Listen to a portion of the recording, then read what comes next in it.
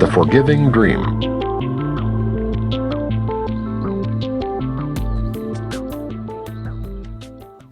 The slave of idols is a willing slave. For willing he must be to let himself bow down in worship to what has no life, and seek for power in the powerless. What happened to the Holy Son of God that this could be his wish, to let himself fall lower than the stones upon the ground, and look to idols that they raise him up? Hear then your story in the dream you made, and ask yourself if it be not the truth, that you believe that it is not a dream. A dream of judgment came into the mind that God created perfect as himself. And in that dream was heaven changed to hell, and God made enemy unto his Son. How can God's Son awaken from the dream? It is a dream of judgment. So must he judge not, and he will waken. For the dream will seem to last while he is part of it.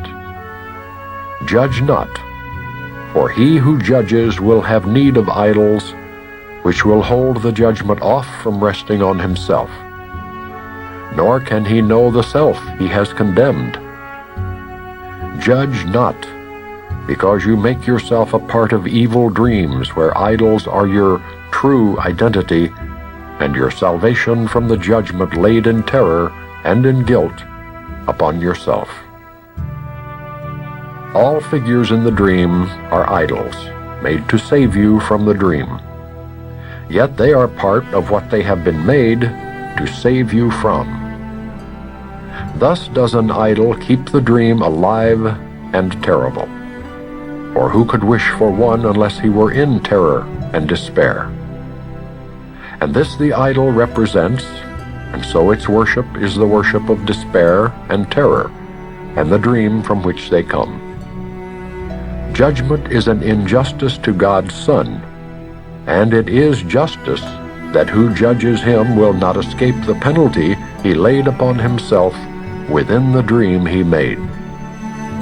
God knows of justice, not of penalty.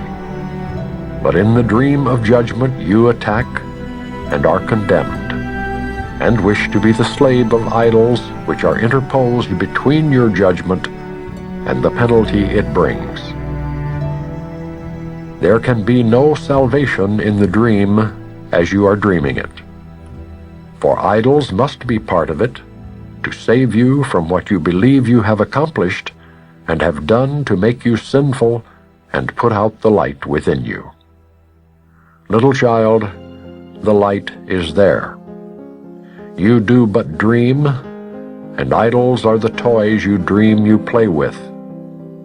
Who has need of toys but children?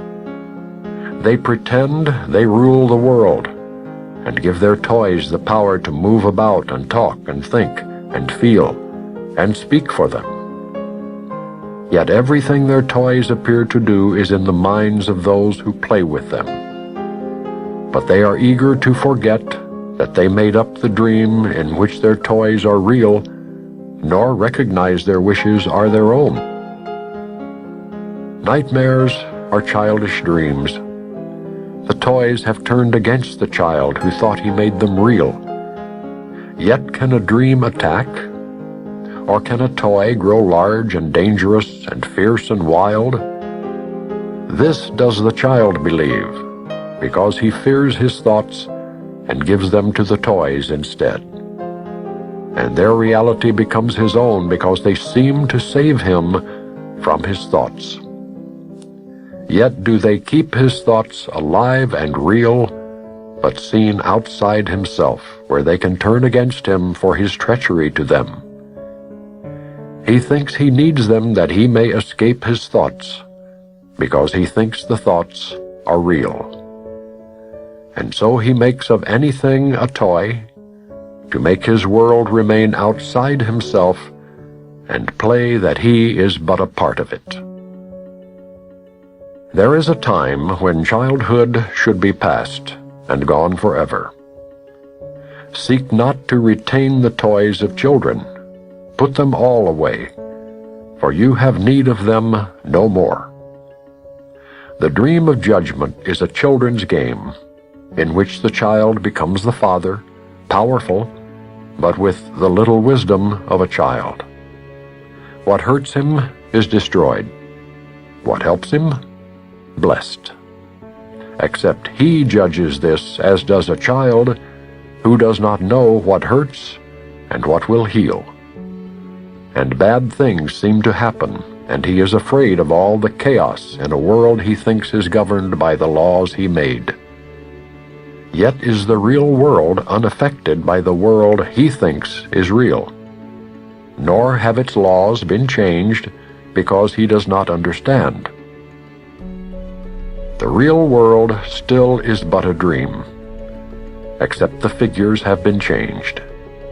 They are not seen as idols which betray. It is a dream in which no one is used to substitute for something else, nor interposed between the thoughts the mind conceives and what it sees. No one is used for something he is not, for childish things have all been put away. And what was once a dream of judgment now has changed into a dream where all is joy, because that is the purpose that it has. Only forgiving dreams can enter here, for time is almost over, and the forms that enter in the dream are now perceived as brothers, not in judgment, but in love. Forgiving dreams have little need to last.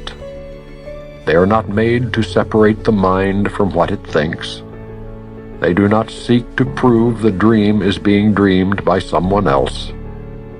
And in these dreams, a melody is heard that everyone remembers, though he has not heard it since before all time began. Forgiveness, once complete, brings timelessness so close, the song of heaven can be heard not with the ears, but with the holiness that never left the altar, that abides forever deep within the Son of God.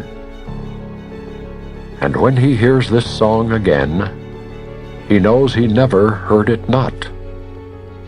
And where is time, when dreams of judgment have been put away? Whenever you feel fear in any form, and you are fearful if you do not feel a deep content, a certainty of help, a calm assurance heaven goes with you, be sure you made an idol, and believe it will betray you. For beneath your hope that it will save you lie the guilt and pain of self-betrayal and uncertainty, so deep and bitter that the dream cannot conceal completely all your sense of doom.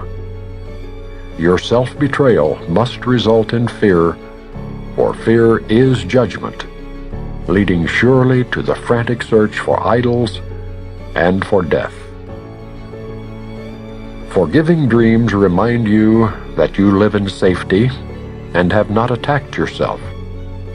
So do your childish terrors melt away, and dreams become a sign that you have made a new beginning, not another try to worship idols and to keep attack.